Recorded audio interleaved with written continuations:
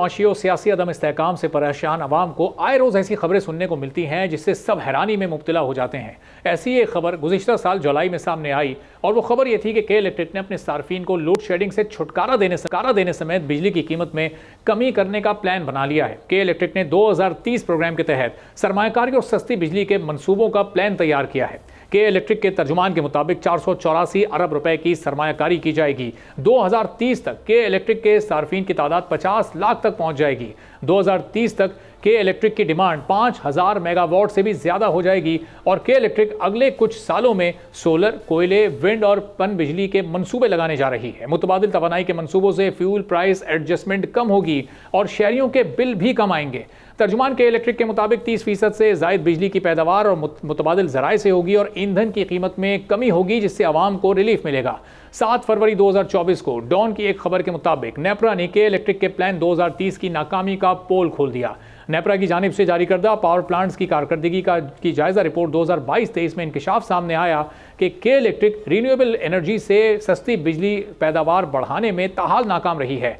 नेपरा की रिपोर्ट में बताया गया कि के इलेक्ट्रिक का महंगी बिजली की पैदावार पर मुसलसल इन्हिसार और इसरार है। रिपोर्ट में रीन्यूएबल एनर्जी से के इलेक्ट्रिक की पैदावार गैर तसल्ली बख्श करार देते हुए कहा गया कि के इलेक्ट्रिक की कारकर्दगी गैर तसल्ली बख्श है। के इलेक्ट्रिक की रीन्यूएबल एनर्जी से पैदावार सिर्फ 2.4% रही। नेपरा की रिपोर्ट में यह भी बताया गया कि के इलेक्ट्रिक को बारहा रीन्यूएबल एनर्जी वाले प्लांट्स की तामीर और जनरेशन मिक्स बेहतर करके पैदावारी लागत कम करने का मशवरा दिया गया, लेकिन कोई अमल नहीं किया गया।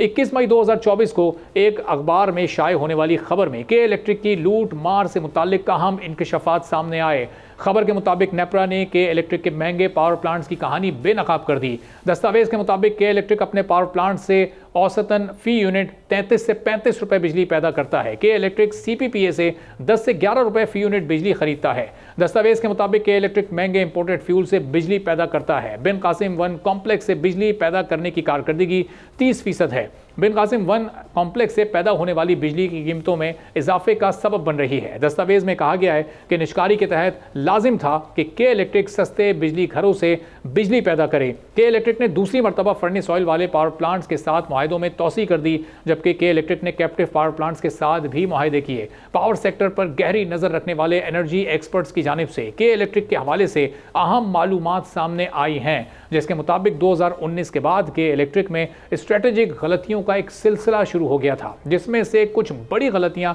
आपके गोश गुजार भी करते हैं। नंबर 1, के इलेक्ट्रिक ने एक बड़ी गलती ये की कि ऐसे मुल्क में 900 मेगावाट बिजली पैदावार का गैस पावर प्लांट लगाया जिसके पास गैस के ज़खायर तेजी से कम हो रहे हैं। नंबर 2, के इलेक्ट्रिक ने इस वक्त एलएनजी नहीं खरीदी, जबकि जिस वक्त एलएनजी की कीमतें ज़बरदस्त कम हो रही थीं।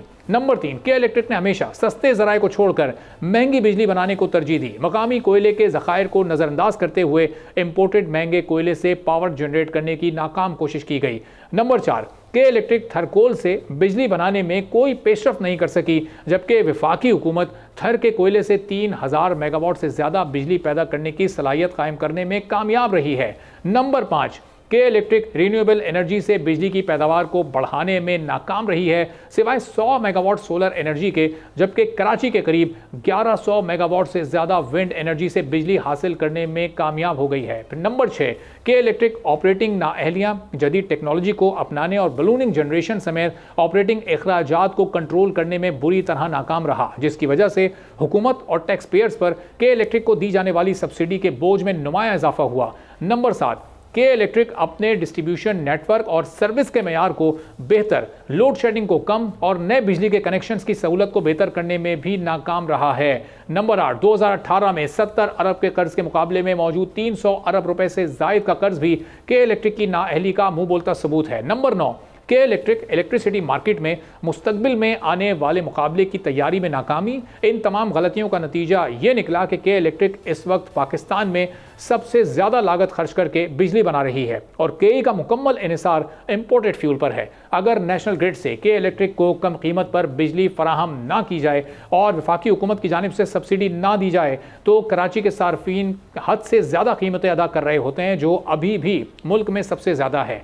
अब मुल्क की ज़रूरत के मुताबिक ताकि मुल्की ख़जाने और सार्फिन पर बढ़ते बोझ को कम किया जा सके, तो इसके हल के लिए पावर सेक्टर के माहिरीन की जानिब से कुछ अहम तजावीज़ भी सामने आई हैं। वो भी आपके गोश गुजार करते हैं। अब नंबर 1, फौरी तौर पर शहर कराची के सार्फिन को कम निर्खों पर बिजली की सप्लाई में इजाफा किया जाए ताकि ज़्यादा से ज़्यादा सनती और तिजारती सरगर्मियों के जरिए बिजली की डिमांड में अच्छा इजाफा किया जा सके, और जब बिजली सस्ती हो जाए तो घरेलू सार्फिन की मांग में भी इजाफा हो जाएगा।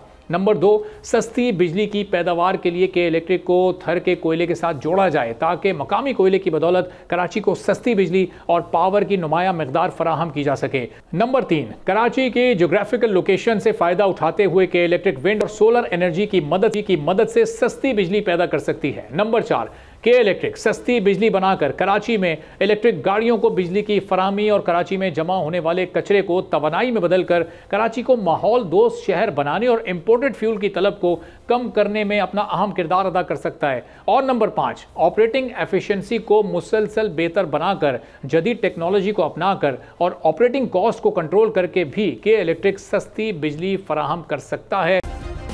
सब्सक्राइब करें और बेल दबाएं ताकि कोई खबर रह न जाए।